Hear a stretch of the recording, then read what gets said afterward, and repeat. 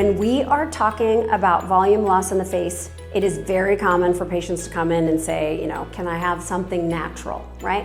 And so I want to talk a little bit about how we can replace volume in the face. There's fat grafting, where you can take your own fat, put that in the face. There are fillers, and then there are biostimulators, okay? The fat grafting is done by my husband, Dr. Tim Janiga, and so we will get you set up with him if you'd like to do that.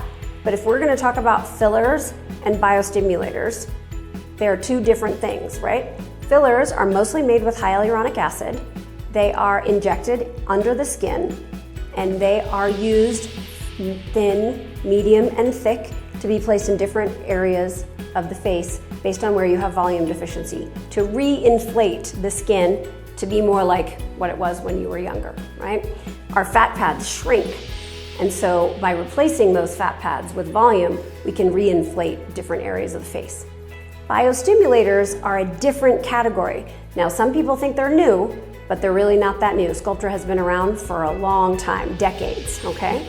It has evolved, and it has become an easier procedure to be done. We use a cannula for it, but it stimulates the collagen in the skin and hydrates the skin over the course of 6 months after we put it in.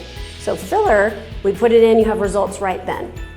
When you use a biostimulator, it stimulates something in the skin over the course of the next couple, 3 to 6 months usually.